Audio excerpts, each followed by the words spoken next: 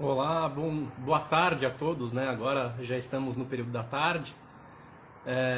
Vamos aguardar as pessoas começarem a entrar.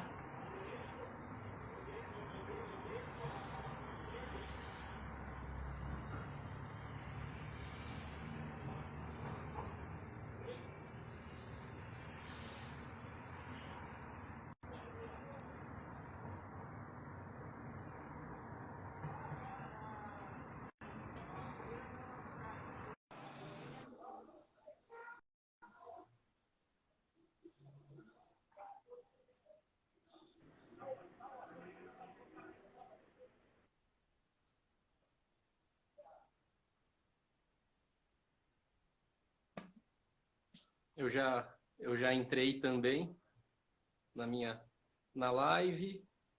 Já vi o Rafael chegando.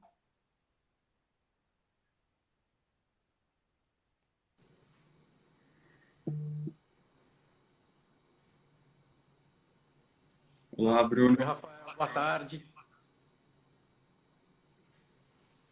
Só aumentar um pouquinho. Você me ouve? Sim, agora falta o Léo.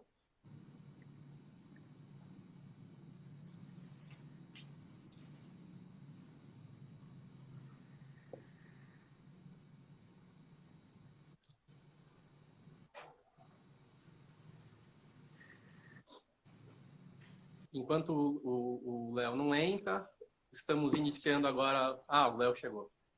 Estamos iniciando agora essa live que tem por objeto tratar da reforma tributária, mais especificamente da reforma tributária do imposto de renda, que provavelmente vai ser votado hoje na Câmara. E estamos aqui pela EBT, pela Escola Brasileira de Tributos. Para quem não me conhece, eu sou o Bruno Romano, eu sou sócio do Becor Advogados, eu sou colunista sênior aqui da EBT. Eu também sou professor seminarista do IBET e eu tenho a honra hoje de convidar dois grandes amigos meus para participar dessa live, o Rafael Pascotto Fujimoto, que é advogado e também é graduado em contabilidade, mestrando em contabilidade também, e também convidar aqui o Leonardo Amaral, que advogado, especialista em direito de tributação agrária, membro da AgriCompany, presidente da AgriCompany também, e mestrando do IBET e professor do IBET também. Eu tenho a honra de convidá-los a participar e hoje nós vamos trazer esse assunto que está sendo tão debatido e que mais está parecendo uma novela mexicana, para falar a verdade, né? Até porque já teve uma proposta do Guedes inicialmente, que aí houve um substitutivo do Celso Sabino, e ontem ou anteontem fomos surpreendidos com mais um substitutivo do Celso Sabino, e aí agora o tema que já vinha sendo recente agora se tornou ainda mais recente, né? Até porque nós temos muitas coisas para tratar. E para começar, eu gostaria de chamar aqui o Rafael para fazer uma introdução aqui breve sobre as mudanças que talvez ocorram, ou talvez não, não sabemos, depende da votação, no que se refere ao imposto de renda da pessoa jurídica. Então, fique à vontade, Rafael, para iniciar o tema. Obrigado, Bruno. Boa tarde a todos. Agradeço também o convite da Escola Brasileira de Tributos. Como você bem disse, esse projeto de lei, o 2337, ele é uma novela mexicana. A cada hora muda, tem sempre um novo ponto, mas a grande questão da reforma, que a gente pode dizer assim, agora do dia 3 de agosto, é justamente a manutenção da tributação dos dividendos, que vai ser uma acoplação a PJ, mas o mais importante é em relação à alíquota de 7,5% que será reduzida. E nesse aspecto é que existe uma novidade aqui, que é justamente o fato de que ela pode ser reduzida a 2,5% de acordo com a arrecadação. Honestamente, isso eu nunca tinha visto. Achei uma coisa extremamente, assim, olhei, li, reli, e imaginei o que o governo estava propondo para haver uma redução de acordo com os índices de arrecadação, ou seja, vai ser 7,5, mas vai ter uma redução de 2,5 em 2023 e em 2024, se houver um aumento da arrecadação. Um cenário assim totalmente estranho, que eu acho que precisa ser debatido. Essa integração, como a gente vai ver mais para frente, da tributação da PF com a PJ. Tem alguns pontos interessantes no IRPJ em relação à proposta anterior, que foi justamente o afastamento, né, das empresas que estavam submetidas ao lucro real, que eram as holdings imobiliárias, e aquelas que exploravam voz e imagem. Isso era uma questão totalmente não entendível em relação ao porquê elas deveriam se submeter à regra do lucro real. E, além disso, eu acho que algumas novidades em relação ao projeto anterior e a este foi de que existe agora uma tentativa do governo de aumentar aqueles incentivos fiscais em relação à Ancine, em relação ao fundo desportivo, ao fundo do idoso. Esses são pontos assim que o governo acabou, não sei se por uma questão de política fiscal, ele acabou aumentando o percentual da permissão da dedutibilidade no IRPJ. Um grande, assim, eu fico imaginando em relação ao tema, de que em 2019 a Receita Federal ela se propôs em PowerPoint a debater um novo regime de lucro real. Isso foi debatido. E agora a gente olha, por exemplo, uma questão da amortização dos ativos intangíveis. Eles quiseram limitar a 20 anos a dedutibilidade. E eu fiquei imaginando por qual razão. Não tem razão alguma dizer assim, é uma questão meramente de planejamento de tributação, planejamento tributário. É estranho, você vai aumentar ainda mais o controle.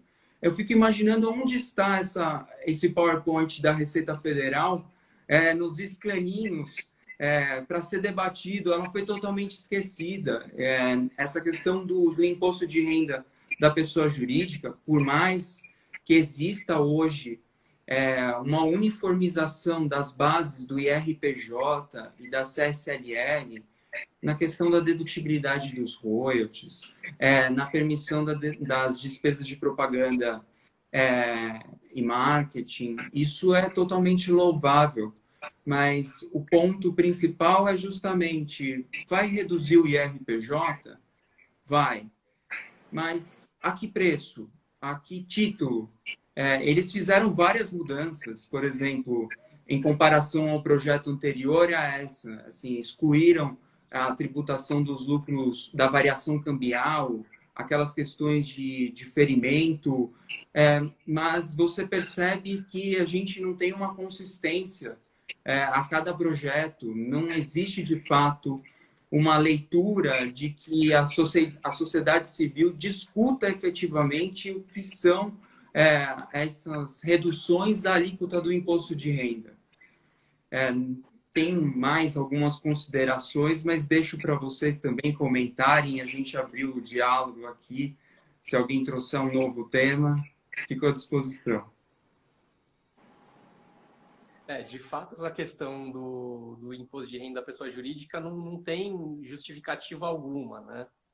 Você começa a analisar a proposta, o projeto em si, e simplesmente vamos ter uma redução da alíquota, mas em compensação a pegadinhas, a armadilhas.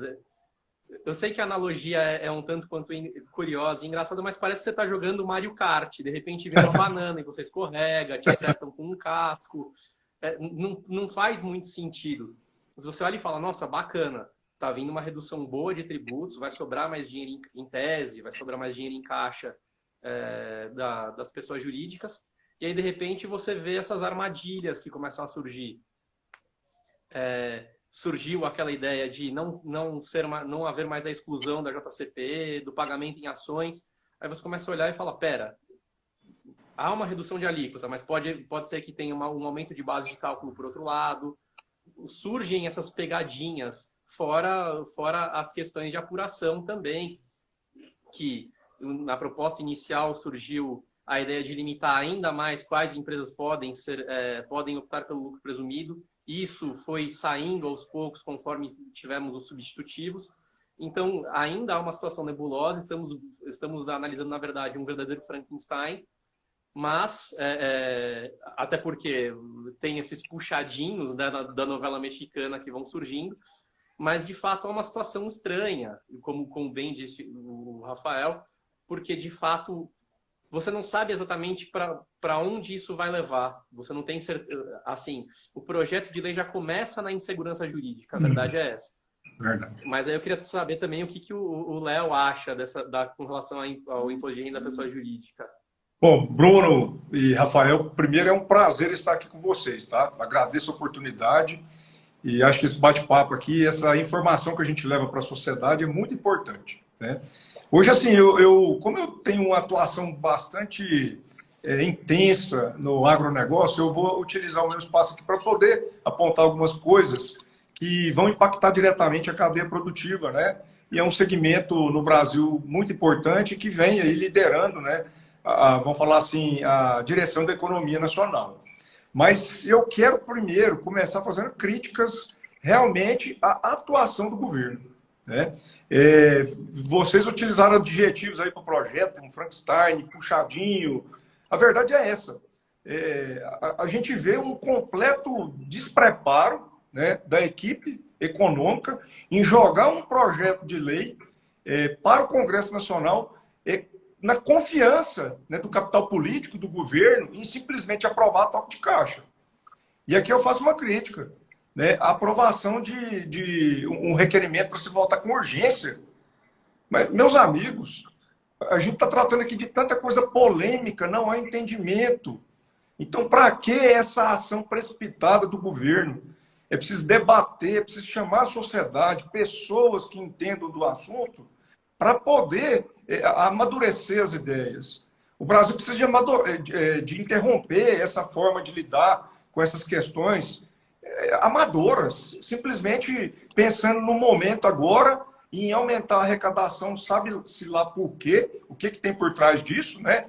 Mas, enfim, é um momento de se repensar. E a sociedade civil organizada precisa se organizar, né, e cobrar isso dos representantes políticos para que esse projeto não seja levado a apreciação a todos os segmentos da economia, né? Então, enfim, esse vai um desabafo aqui, acho que a gente precisa acompanhar realmente de perto, tá? E um monstrinho, né, que o Rafael falou aí, que eu achei terrível, eu não sei de onde que surgiu essa ideia, de vincular a redução da alíquota do IRPJ a uma arrecadação do governo. Olha só o absurdo, é uma jabuticaba mesmo. O brasileiro tem essa tendência de querer criar coisas singulares, né? Em vez de aproveitar coisas boas, né, de outros países, não, vamos criar aquelas metodologias estranhas e que acabam o quê? Complicando mais ainda algo que já é complicado, né? E violando princípios constitucionais, princípio da legalidade, dentre outros, né? Então, assim, são monstrinhos que existem nesses projetos e que foram sendo piorados, ao meu ver, com essas propostas, né, substitutivas aí apresentadas pelos deputados. Então, é preciso cercar isso com muito cuidado, viu, Bruno e Rafael? Acho que por isso que é muito importante a gente fazer esse trabalho aqui e de alertar toda a sociedade em geral, não só advogados e contadores, né, mas a sociedade em geral em si, para que fiquem sabendo o que realmente está acontecendo, qual que é a intenção, né, dessa reforma. Porque, ao meu ver, quando o governo fala que é uma reforma neutra e que é uma reforma que vai simplificar, é mentira. Eu concordo plenamente com isso. De fato, não é uma reforma neutra. Até porque se tira com uma mão para se tomar com outra, a verdade é essa. Eu acho que o maior exemplo disso é a tributação de dividendos. Vamos supor que a alíquota de fato seja a menor, com base na arrecadação. Ainda assim, tributando os dividendos, a gente tem uma situação de bis in idem, uma situação de bitributação, e que, no fim das contas, acaba majorando a alíquota global, no fim das contas, acaba sendo de 30 e... Eu lembro que eu fiz essa conta, isso inclusive foi objeto de artigo aqui publicado pela EBT, eu acho que era de 35%. Agora eu não lembro de cabeça, mas de fato há uma majoração da tributação. Você prega uma simplificação, você prega uma redução da carga tributária, mas na verdade você está trazendo essas armadilhas justamente para que haja um aumento, são aumentos disfarçados. E eu acho que até por isso, como bem mencionou o Léo, de fato tem que haver essa mobilização para abrir os olhos, não só da sociedade, mas dos congressistas também. Não é à toa que um grande grupo de entidades jurídicas, formado pela ABRADET, a BDF, entre outras, mas é um grupo bem extenso de entidades, já publicou hoje o segundo manifesto que é contrário a esse projeto de lei de tributação da renda. E que, inclusive, né, agora não só mais a tributação da renda, né, mas que mexe, inclusive, em PIS/COFINS para chegar ao absurdo do absurdo. Né? Então, aí agora a gente ainda tem uma tartaruga, né? O mais estranho Por favor. Oi, desculpa. Não, o mais estranho é assim, vão eliminar a JCP, na verdade o juros sobre capital próprio. Mas por qual razão? Ele foi criado lá na 9249 justamente para financiar o empresariado brasileiro. E foi uma jabuticaba que todo mundo critica, mas ela virou uma árvore e ela é extremamente fundamental. Hoje você vai pegar... E funciona. E empréstimos com bancos num juros totalmente agressivo, fora do padrão internacional. A alteração da alíquota do imposto de renda, ela se torna, para o investidor no exterior, fundamental para ele avaliar futuramente qual é o risco que ele tem de investimento no Brasil.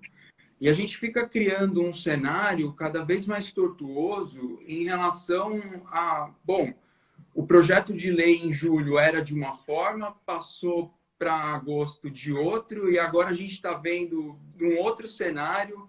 Eles foram eliminando e a gente não tem ideia de como e por que a Receita Federal, embora ela divulgue os números novamente no PowerPoint ou até mesmo no projeto de lei, mas não é aberto. Por que a sociedade civil, de fato, ela não tem que discutir em relação a esses números? Vai ter uma redução do imposto de renda? Ok, pode ter um equilíbrio, porque vai eliminar a trava do prejuízo fiscal no imposto no IRPJ em relação ao lucro real. Mas quais são os ganhos? O que a gente espera em relação ao governo dessa discussão? Porque a todo momento tem sempre uma oscilação de carga e a gente nunca sabe o que está sendo discutido. Isso reflete exatamente o que o Henrique, que é um dos sócios da EBT, mencionou aqui nos comentários. O cúmulo da insegurança jurídica. Essa flutuação que você não sabe para onde vai levar. Fora a violação de princípios constitucionais, como bem apontou o Léo.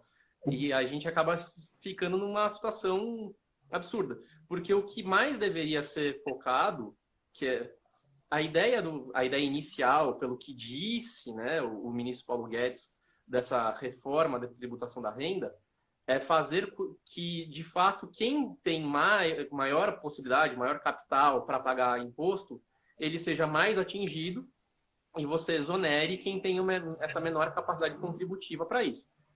E a gente começa a analisar o projeto e ele começa a ir justamente na contramão disso.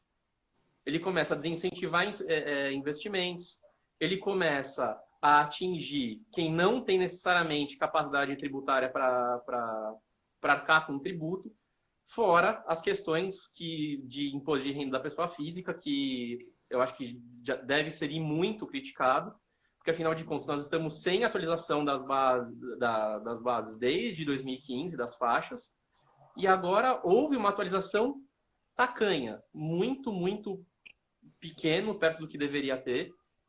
Há diversos estudos matemáticos que demonstram que a faixa deveria ser atualizada em mais de 130%, e nós tivemos uma atualização que beira R$ 500 em média para cada faixa.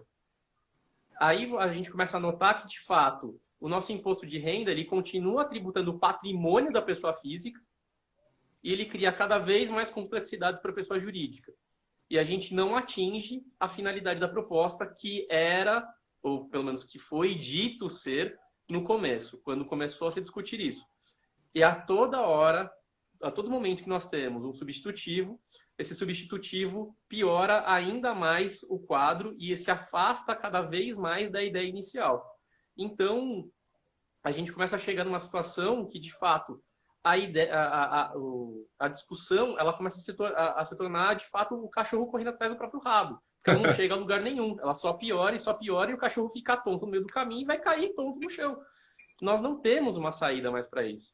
Aí eu queria entender mais o que vocês pensam sobre esse projeto como um todo, também da tributação da pessoa física, se vocês concordam com a minha visão da atualização tacanha das faixas. Bruno, eu até aproveitando o gancho da questão da tributação da pessoa física. Vamos lá, né? O governo veio com essa mensagem de dizer que estava atingindo a progressividade, atualizando a tabela progressiva, que está aí desatualizada desde 2015. E como bem disse o Bruno, essa atualização é insuficiente. Né? Ou seja, não é capaz de concretizar, né, o princípio da capacidade contributiva do contribuinte. E ao mesmo tempo que ele diz isso, ele vem com a outra medida e restringe o direito de se fazer a declaração pelo método simplificado para aqueles contribuintes que tenham, né, rendimentos até R$40 mil anuais. Então, ou seja, ele aumenta, no final das contas, ele dá com a mão e tira com a outra.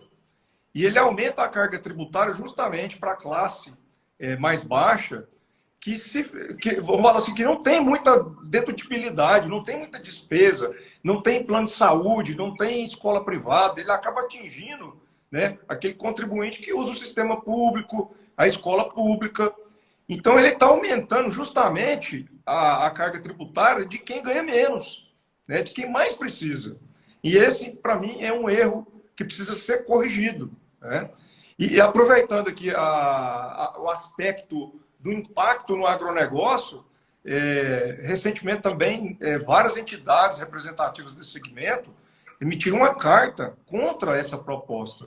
Justamente um dos pontos que o setor do agronegócio é contra é essa limitação, né, da utilização da declaração simplificada. Por quê? Porque ela vai atingir diretamente o pequeno produtor rural, que faz uso, né, dessa metodologia para recolher o seu imposto de renda. Então, vai aí um alerta e aqui uma sugestão para que seja corrigido isso de forma, vamos falar assim, séria, que se lide com transparência com a sociedade, que se mostre, né, os efeitos danosos dessa medida nesse projeto de lei, nesse momento.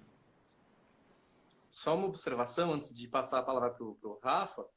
A Carolina Neves fez um comentário aqui, que foi o que eu justamente tinha passado aqui, com relação ao manifesto de mais 52 entidades da sociedade civil se posicionando de maneira contrária ao projeto de lei. E, de fato, eu concordo com esse manifesto. E o Lucas, ele trouxe uma observação importante com relação à alíquota efetiva do imposto de renda da pessoa jurídica, que, segundo ele, será menor do que o noticiado, porque o projeto aumenta a base de cálculo a parte... sim.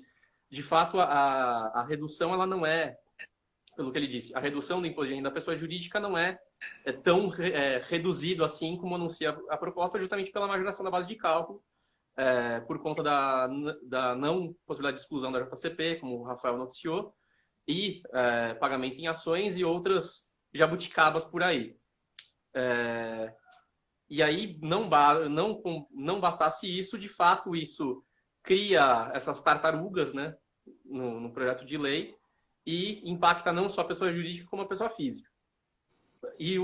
Agora eu queria saber do Rafa, o que ele pensa da tributação da pessoa física. Eu só fiz esse adendo por conta dos comentários, eu achei que foram 2 comentários relevantes para noticiar. Eu mantenho o gancho ainda da PJ com a PF, né? Porque imaginemos o seguinte, existiu de fato uma atualização nas faixas do imposto de renda da pessoa física. É louvável, mas por que não atualizamos lá aquela faixa do adicional de 10%, que é 20 mil mensais, totalizando 240 mil no ano, que está defasada desde 95. Então, assim, pelo que eu vejo desse retalho, e aí eu peço até o perdão por não chamar de reforma, não existe, de fato, uma discussão da tributação, dessa integração PJ, pessoa física.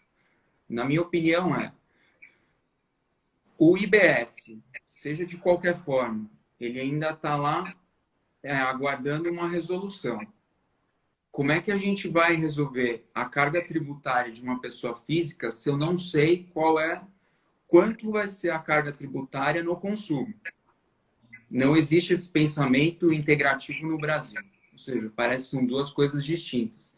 E a gente vai até na contramão até de países que são vinculados ao OCDE e existem debates efetivos sobre política fiscal. O segundo ponto que eu trago em relação ao IRPF e as questões de dedutibilidade de educação? Fica ainda defasado, ou seja, a gente vive num mundo extremamente que precisa ter uma educação seletiva, todo mundo precisa estudar, todo mundo buscando ter o máximo de conhecimento e fica com aquele limite pequenininho. Ou seja, por mais que eu afete um determinado setor, a grande parcela ainda fica limitada àquele patamar de deduzir aquela questão. É irrisório, acho que R$ 3.426. O desconto simplificado, ele de fato, ele afeta uma parcela da população que eu não vi ainda, embora a nota técnica da Receita Federal apresente números. Eu sei que um deputado já se manifestou pedindo a abertura desses valores, tanto para a PJ e para a PF, mas o que vai acontecer com esse pessoal que hoje não tem tantas despesas e vai ser obrigado a entregar a declaração completa? Ou seja, eu vou estar descasando totalmente a carga tributária daquela pessoa em relação à outra. E por uma diferença, se vocês imaginarem, que é R$ 3.333,33, uma dízima praticamente, se ela ganhar R$ 3.500, ela vai ter que oferecer, ela vai ter que submeter a declaração dela ao total. Ou seja, qual é a razão disso? O que eu imagino é justamente o que o Léo mencionou. A gente precisa debater e é louvável que a gente continue debatendo, porque por mais que exista um projeto, uma solicitação de urgência, nós não estamos efetivamente participando. Embora as associações estejam lá conversando com o relator, e a gente viu que alguma coisa surtiu efeito, mas a toda hora é um puxadinho. E sobre essa questão da dedutibilidade de despesas de educação, que também está defasado, como você bem levantou, tem um dado bem curioso nisso. Você sabe por que o valor é esse? Porque esse é exatamente o custo que o governo tem com um aluno em escola pública. É exatamente, assim, a diferença são de centavos. Aí você começa a perceber que a intenção da dedutibilidade de despesas não é incentivar um ensino de qualidade, e sim você tirar custo das costas do Estado. A ideia é justamente essa. Eu vou permitir você deduzir exatamente o quanto eu gasto com um aluno em escola pública. O resto fica por sua conta. Não é um incentivo para que se busque uma educação de qualidade. Não, é um incentivo para que você não venha procurar do Estado por uma escola pública. É simplesmente isso. Beira ao absurdo. Você, de fato, não tem um incentivo à educação de qualidade no Brasil. E a gente não precisa nem falar que ter essas tão poucas possibilidades de dedução para o imposto de renda da pessoa física é o que causa muitos transtornos e o que enseja, de fato, uma tributação sobre o patrimônio e não sobre a renda. Você utiliza o seu carro para trabalhar. Você não pode deduzir os custos, por exemplo, com gasolina. Por quê? Porque você não... Se você utiliza... Vamos dar um exemplo agora que está acontecendo bastante diante das últimas crises econômicas do Brasil. A pessoa é Uber. Ela não pode se valer de dedução de combustível, ela não pode se valer de dedução dos custos de manutenção do seu carro. Isso é utilizado na prestação do serviço. Porque isso daí são custos que, de fato, se você não pode deduzir, você, na verdade, está tributando o patrimônio da pessoa. Exatamente. E o projeto de lei também não fala isso. Nós continuamos tendo uma dedução tacanha, nós temos uma liberdade bem grande para deduzir despesas médicas e liberdade média, porque são só despesas médicas. Se você fizer um tratamento com um quiroprata, você não pode deduzir. E as demais despesas que são essenciais para a vida da pessoa e para o exercício de sua atividade, isso nunca é abordado e não está, novamente, isso não consta no projeto de lei. Então, quando nós vamos ter um sistema que privilegie, de fato, a tributação da renda e não do patrimônio da pessoa física? Essa é a ponderação que eu quero colocar, aproveitando o gancho do Rafa, até para colocar mais fogo nessa discussão aí, ver o que o Léo pensa também, o que o Rafa acha de mais deduções. Quero passar a bola para vocês aí. Então, até a respeito da questão da dedução com gasto, com educação, a gente tem uma questão muito polêmica também, né? Nós temos aí posicionamentos contrários, acho que até por isso até de cunho mais filosófico, político mesmo, dizendo que se você permite fazer uma dedução mais ampla, ou até mesmo ilimitada, você acabaria incentivando e, vamos falar assim, acentuando a desigualdade que já existe entre as pessoas que têm condição de ter esse ensino privado com aqueles que não têm condição e utilizam do sistema público. Então, assim, há uma resistência por parte de alguns representantes políticos e que usam esse argumento. Nós não podemos limitar justamente porque senão nós vamos estar acentuando essa desigualdade. Então, acho que é de cunho bastante... Precisamos refletir realmente se isso condiz com a realidade, com os princípios constitucionais, né? Ou se a gente deve usar esse mecanismo justamente para incentivar uma educação de qualidade, desonerando aqueles que realmente efetuam esses gastos. Mas é um assunto polêmico, né, Bruno? E polêmico também é qualquer outro tipo de autorização para se fazer, né, da base de cálculo do imposto de renda. Você tem a saúde limitada, mas você tem algumas restrições, né? Recentemente, acho que foi até aprovado um projeto de lei agora que autoriza a dedução de gastos com o asilo, né? Da pessoa, com cuidadores. Então, você vê que são pontos casuísticos. E eu acho que o legislador, às vezes, ele podia criar uma norma mais conceitual, né? Que desse uma abertura e evitasse esse casuísmo. Vamos falar assim, criasse critérios gerais para que o contribuinte pudesse realmente verificar o que é essencial para ele e ele pudesse fazer essa dedução. Acho que funcionaria melhor e às vezes até diminuiria aí a litigiosidade que a gente vê quando se trata desse ponto, né? Então, concordo com o Bruno também nesse aspecto, que é preciso refletir bastante sobre as possibilidades de dedução da pessoa física. Concordo também com o que você disse, Léo, e com o que o Bruno também mencionou anteriormente. Mas o que a gente percebe é justamente que nessa questão da despesa com educação, mesmo que haja uma discussão ilimitada, o valor seja ilimitado ou não haja, o que se esperava pelo menos era um reajuste com a inflação. Então, assim, os custos vão aumentando, o salário não aumenta. Então, assim, qual é a perspectiva do governo efetiva de ter essa tributação neste patamar? Eu volto, assim, à discussão atribuindo, por exemplo, a tributação dos dividendos, que a grande discussão foi, agora vai ser a alíquota de 20%, mas e o que vai ser do resto da tributação na pessoa física? Como vai ser a integração? Agora tem um limite de 20 mil, ok, mas e a carga tributária na PJ e na PF? Como é que fica?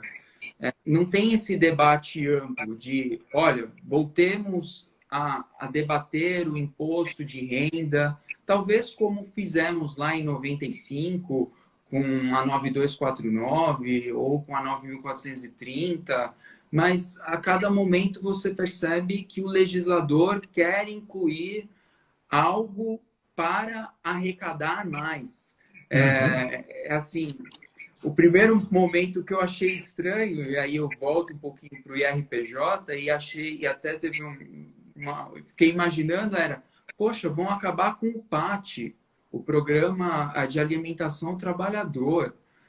As empresas não vão mais poder deduzir.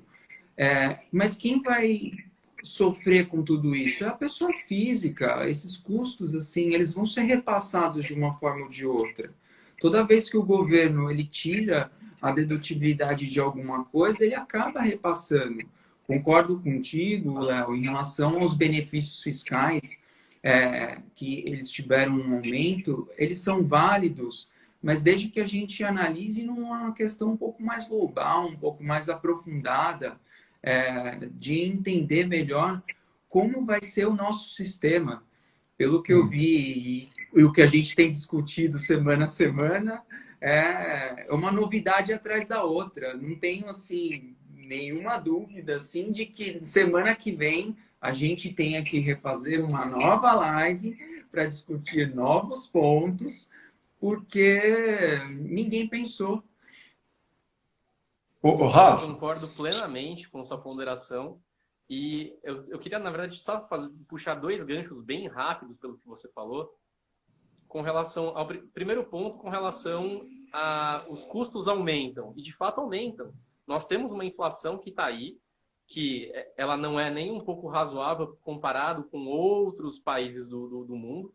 Claro, é bem leve comparado a outros países, é claro. Nós não estamos nem no céu e nem no inferno. Mas, assim, nós temos uma inflação que é relevante, tanto que isso é noticiado quase que diariamente. Ontem, mais uma vez, a Selic aumentou. E a ponderação é mais do que evidente que nós temos uma inflação agressiva, visto que, comparando 1995, quando surgiu o real, né? Não exatamente 1995, mas comparando 1995 com hoje, R$ 100 que valiam R$ 100 em 1995, hoje valem R$ 16 e alguns centavos. Ou seja, a inflação consumiu 1,0 da nossa moeda. E se continuar assim, logo mais, R$ 100 de 1995, daqui a 10, 12 anos, vai valer R$ 1,60 daqui a 10 anos. Porque a inflação está aí. Aos poucos, todo o ganho que nós tivemos com a conversão da moeda para ganhar casas decimais novamente, depois de todo o caos gerado com o plano cruzeiro, cruzado, cruzeiro novo e assim por diante, nós vamos perder esse benefício porque um belo dia a nossa moeda vai estar, os R$ 100 vão valer 1. Então, de fato, existe uma inflação aí, só que a gente não tem de fato, uma atualização efetiva com relação à dedutibilidade de despesas, a gente não tem com relação ao adicional, como bem trouxe o Rafa, e a atualização das faixas é tacanha. Então, nós temos todas essas situações que precisariam ser pensadas, porque, afinal de contas, a inflação está aí. E é tão evidente que ontem a taxa Selic foi majorada de novo. Então, não é algo que passa à margem, não é algo que não é visto. Isso é visto diariamente. Tanto que hoje, escutando rádio, eu ouvi a notícia de que o frango vai ter o seu preço aumentado. Isso quem pode falar melhor, inclusive, é o Léo, afinal de contas, é a parte agro. Mas, assim, vai aumentar o preço do frango. As pessoas que estão comendo frango para fugir do preço caro da carne vão ser atingidas pelo frango agora. Então, nós temos uma inflação que dia a dia a gente vê isso impactar. Antigamente, nós tínhamos o fenômeno de comprar, fazer a compra do mês e eu me lembro muito bem que com R$100 se enchia o carrinho para o mês inteiro. E hoje em dia, com R$100 é uma compra para uma semana, se der uma semana. Então, isso de fato tem que ser analisado. Esse é o primeiro ponto, o primeiro gancho que eu queria puxar. E o segundo gancho, com relação à tributação de dividendos, o Rafa apontou muito bem que é um mecanismo que está sendo trazido exclusivamente para arrecadar, e eu vou além. Eu acho que é mais do que um mecanismo exclusivo para arrecadar. Eu chamo isso de um populismo tributário. Porque não é só para arrecadar, é para fazer média, para os congressistas fazerem média dizendo agora os ricos vão ser tributados. Só que a verdade não é essa.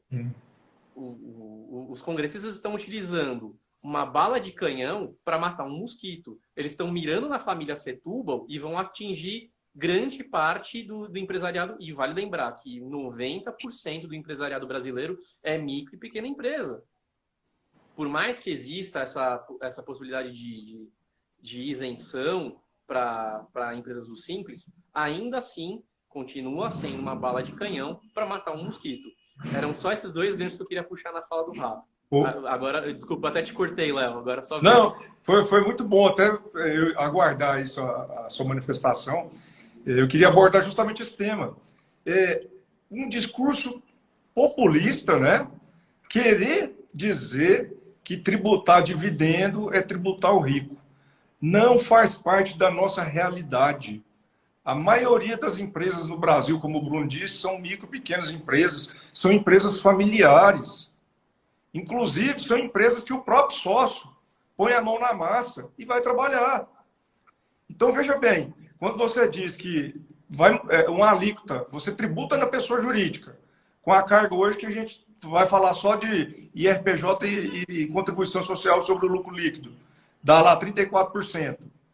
Você vai reduzir 10%, 5%, 15% e vem tributando 20% do dividendo. Isso no mundo não existe.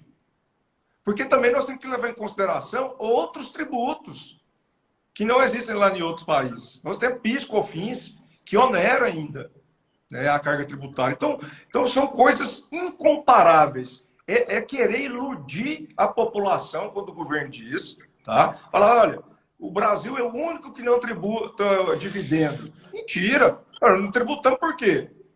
Porque nós temos uma carga tributária já gigantesca na pessoa jurídica. Né?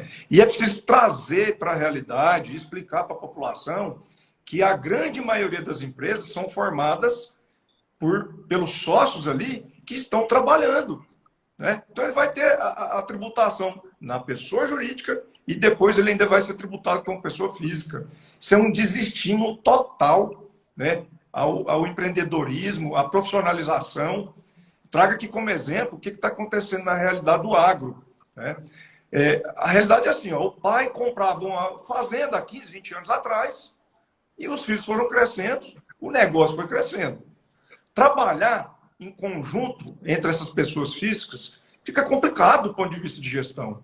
Então, o que se faz? Se monta uma pessoa jurídica, uma holding, uma agropecuária, mas são os próprios sócios que estão ali pondo a mão na massa.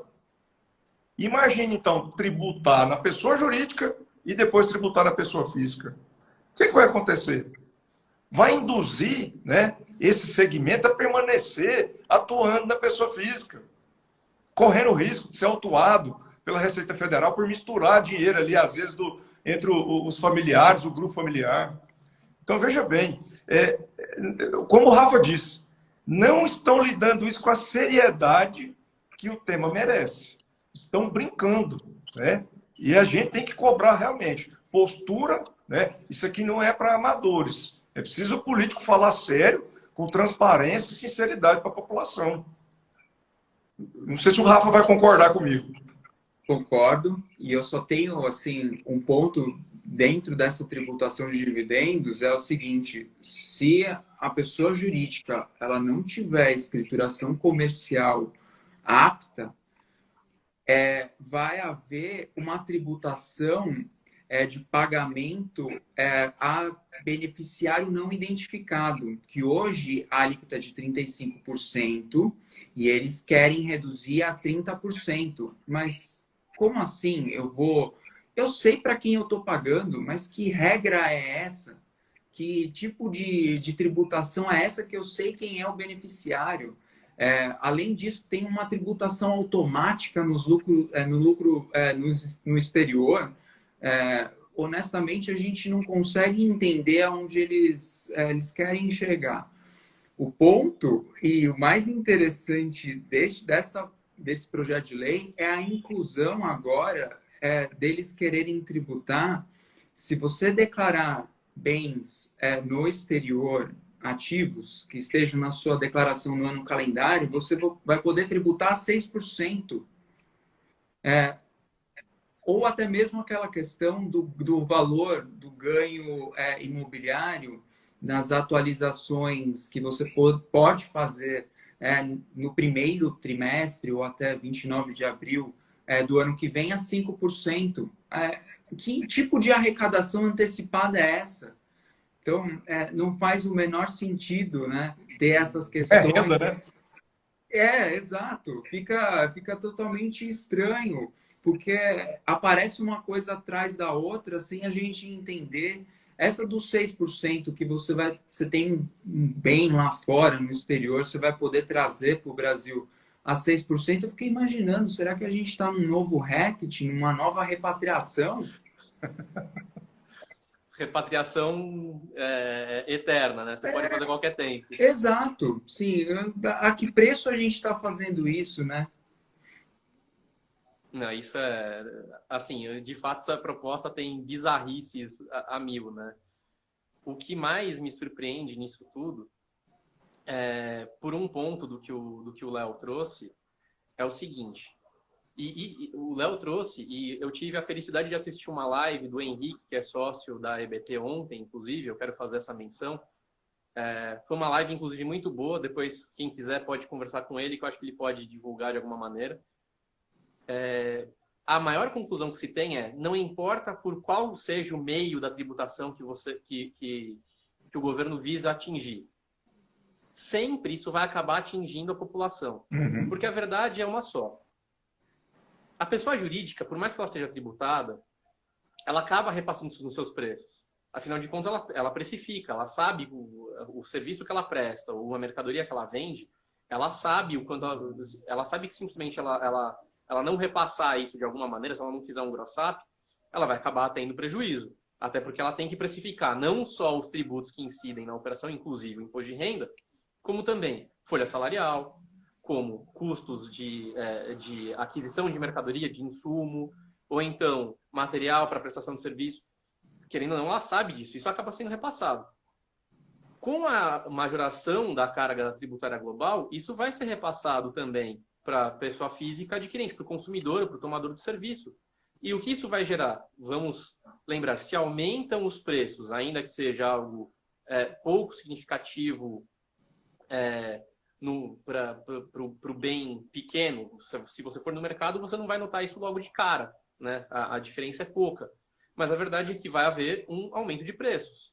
Por menor ou maior vai haver. O que isso vai fazer? Vai trazer um aumento na inflação. E com isso nós vamos ter toda uma geração de influência econômica que ninguém está falando também. Nós já temos uma carga tributária sobre o consumo que é quase extorsiva. Eu não falo que é totalmente extorsiva porque muita gente ainda debate, mas chega a beirar a extorsão. A verdade é essa. Por quê? Nós temos bens que são tributados a uma alíquota de 56%, somando todos os tributos sobre o consumo. E, além disso, nós vamos ter o repasse indireto da tributação sobre a renda, que já existe. A verdade é essa. A precificação de produtos e serviços leva em consideração isso. E ninguém está pensando na macroeconomia como um todo. Está todo mundo só pensando, não, eu vou tributar dividendos, eu vou criar aqui, vou impedir a dedução não, a exclusão de JCP, e de repente ninguém pensa, de fato, que essas jabuticabas presentes aí vão trazer mais prejuízo à economia do que benefícios. E eu quero, inclusive, lembrar uma coisa. Muita gente, como o Léo bem pontuou, todo mundo tributa dividendos e o Brasil não tributa. Por que nós temos que utilizar o parâmetro da OCDE para tudo? Claro que a OCDE tem coisas muito boas que devem ser adotadas, mas nem tudo é exemplo. Nós temos um mercado que ele é único. Nós precisamos incentivar o investimento. O nosso mercado econômico necessita o incentivo ao investimento. A verdade é essa. Se o nosso mercado necessita, por que nós vamos utilizar uma regra que é geral para uma situação específica? Nós precisamos olhar mais o caso a caso. Nós precisamos analisar mais se essa hipótese se adequa a isso. E, honestamente, no caso de Brasil, não se adequa. Por que simplesmente utilizar 20%? Surgiu a ideia do Chile, o Chile é o grande exemplo, porque o Chile tributa 20%, a verdade é essa. Por quê? Nós precisamos ter um pouco mais de parcimônia para saber se tudo que vem da OCDE é aplicável ao Brasil. Tem coisas que são aplicáveis? Claro. A parte das coisas da OCDE são aplicáveis? Com certeza. Os estudos da OCDE são louváveis? Sim. Mas nem tudo se aplica ao nosso mercado. O nosso mercado é o nosso mercado. Ele é único. É só esse ligeiro inconformismo que eu queria trazer. Eu concordo com você, Bruno. A nossa realidade, é preciso que os nossos políticos tenham essa consciência. E assim, está muito claro, eu acho, para todos nós, que essa reforma, né, esse monstrinho do imposto de renda que eles estão fazendo, não é prioritário. Não é prioridade. Acho que o nosso maior problema hoje se encontra na tributação sobre o consumo. Maior número de litígios, né? Maior confusão, conflito entre os entes federados, saber o que é serviço, o que é mercadoria. Ninguém sabe. Gasta-se muita energia para fazer a conta para você fazer o recolhimento desses tributos. Então, eu penso que a reforma, a primeira parte que foi apresentada pelo governo, ela está muito mais madura para ser apreciada e aprovada do que essa agora. Então, assim, transparece que realmente essa aprovação do imposto de renda, ela tem essa emergencialidade para aumentar aí a toque de caixa a arrecadação para o governo, né? E véspera de ano eleitoral. Então, assim, o meu entendimento, não sei se vocês vão concordar, mas para mim parece que está claro a intenção do governo nesse sentido. Para mim, eu concordo. Eu queria saber o Rafa. Concordo também. E o esquisito desse projeto de lei, em comparação tanto ao original quanto ao anterior, é de que, na verdade, houve uma inclusão de itens da 10.865 de PIS e COFINS e até um aumento da CEFEM, ou seja, mesmo que exista essa redução no IRPJ, ela vai afetar um outro setor num outro tipo de tributo. Então, assim, já não deixa mais de ser uma mera reforma exclusivamente do imposto de renda ou da CSLL, ou até mesmo da tributação corporativa mais pessoa física. Eles agora estão incluindo outros itens relacionados a outros tributos. Só uma observação aqui, o Fernando Porto Martins, ele mandou uma observação de que vão voltar os planejamentos de aquisição de bens pessoais em pessoa jurídica. Concordo. E é verdade. É verdade. É uma observação muito bem interessante e verdadeira com relação a esse ponto do Fernando. Vai começar a chover autuações com relação à distribuição disfarçada de lucro. Era isso que eu ia mencionar. Isso eu tinha visto há muitos anos atrás. E vai ser um fantasma que nós teremos que enfrentar novamente. Essas regras de DDL, embora elas sejam só uma atualização lá uma nova repaginação do que foi revogado pela 9249, o que mais me impressiona hoje é a agressividade nessas regras de DDL. Ou seja, se eu tenho um empréstimo com você, que nós somos ligados, se eu te perdoar, é distribuição disfarçada de lucro. Empresas familiares. Não, e o que mais me impressiona... Então, assim... o que mais me impressiona, na verdade, além da agressividade, são essas criações de presunção. Porque, afinal de contas, a lei está trazendo um sem número de hipóteses de presunção, sendo que a verdade é a análise da distribuição disfarçada de lucro, ela não precisa de presunção. É a análise do caso a caso. Uhum. É constatar se o fato efetivamente ocorreu, se houve uma distribuição de lucros que foi disfarçada por algum outro mecanismo jurídico. Por qual razão criar tantas presunções e tão agressivas, sendo que ainda existe a possibilidade de um fiscal bater na porta de uma empresa e constatar a ocorrência do fato? Isso só mostra que, de fato, existe um desespero muito grande arrecadatório, porque você mina as chances de defesa do contribuinte. Você fala, não, isso aqui é um empréstimo? Não é um empréstimo, não. É uma distribuição disfarçada de lucros, é um DDL. Você vai ceifando a possibilidade. Você tira o ônus da autoridade fiscal de fazer a prova e joga tudo nas costas do contribuinte. Me prova que isso de fato é um empréstimo e que não houve uma distribuição de... Me prova mesmo. Você começa a sair da, vamos dizer assim, verdade material para você ir para presunções e jogar tudo nas costas do contribuinte. E se ele não conseguir comprovar, óbvio, ele vai ser obrigado a arcar com uma carga tributária que muitas vezes é indevida. E deixa claro a imagem que, vou falar assim, a Receita, a administração tributária tem do contribuinte, né? Há uma presunção de que o contribuinte sempre está agindo de forma fraudulenta, simulada. A culpa sempre é do contribuinte. Presunção de má-fé. Isso, exatamente. E o que mais me impressiona, essa sua presunção de má-fé, né? Não é exatamente isso, mas isso vai totalmente de maneira oposta, isso é totalmente oposto às regras de transação que surgiram há pouquíssimo tempo. Uhum. As regras de transação é justamente para que haja uma boa relação entre fisco e contribuinte.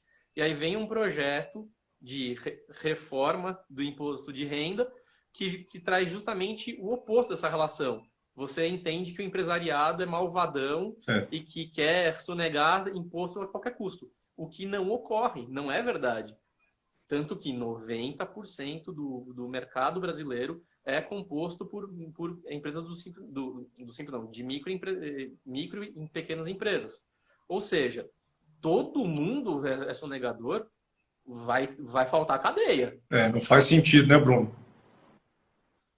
Porque eu concordo com vocês, principalmente, Bruno, com esse descompasso com os programas de conformidade fiscal, né? Que, aliás, é extremamente necessário nessa relação contribuinte e Receita Federal ou fiscos estaduais e municipais.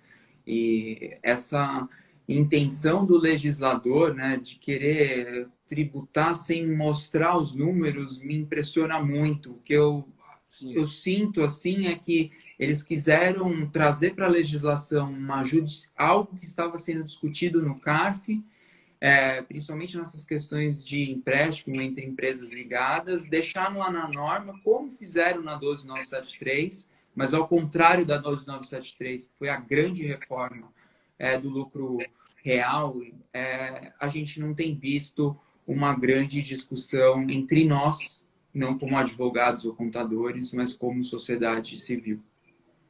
Concordo plenamente. Pessoal, faltam 2 minutos para encerrar a live. Talvez o Instagram derrube a gente, então, não querendo cortar, o assunto tá interessante, o papo tá muito bom. Mas é bom a gente fazer um fechamento, porque se o Instagram desligar na nossa cara, vai ser chatinho. Então, eu queria muito agradecer a presença do Rafael Pascotto Fujimoto e também do Leonardo Amaral. Foi um grande prazer ter esse bate-papo com vocês, deixando esse almoço mais intelectual, né, nesse horário do almoço mais intelectual. Eu realmente quero agradecer a presença de vocês. Eu quero agradecer também a presença de todos que vieram prestigiar a live, os seguidores aqui do canal Escola Brasileira de Tributos, né, o EBT. Agradecer também ao Henrique e ao Lucas por essa oportunidade de cederem o espaço para nós conversarmos sobre esse tema. E também agradecer também aos seguidores dos advogados que estão aqui presentes, né? Os meus seguidores, os seguidores do Rafael e os seguidores do Leonardo, que vieram prestigiar esse bate-papo. E esperamos que vocês tenham gostado. Logo mais, nós provavelmente vamos ter um novo bate-papo, porque afinal de contas a votação em tese vai ser hoje e ainda tem muita coisa para ser adicionada. e retirada desse Frankenstein aí. Muito obrigado, Rafael, muito obrigado, Leonardo. Podem fazer seus agradecimentos também. Vou ser breve, Bruno. Muito obrigado. Rafael, foi um prazer estar aqui ao lado de vocês. E espero aí nos próximos dias a gente poder voltar a esse bate-papo aqui, que eu acho que é importantíssimo levar informação de qualidade para a sociedade. Com toda certeza. Agradeço também você, Bruno, ao Léo, a Escola Brasileira de Tributos, pelo espaço da gente discutir e espero novidades em relação a esse texto. E ficamos por aqui. Muito obrigado a todos que participaram e muito obrigado, Léo e Rafa. E que tenhamos mais conversas assim. Tenham uma boa tarde, um bom fim de semana e quem quiser rever, essa live estará disponível no canal da EBT no Instagram. E também isso será repostado posteriormente no YouTube. Muito obrigado a todos, boa tarde. Valeu, galera. Tchau, tchau. Tchau, tchau.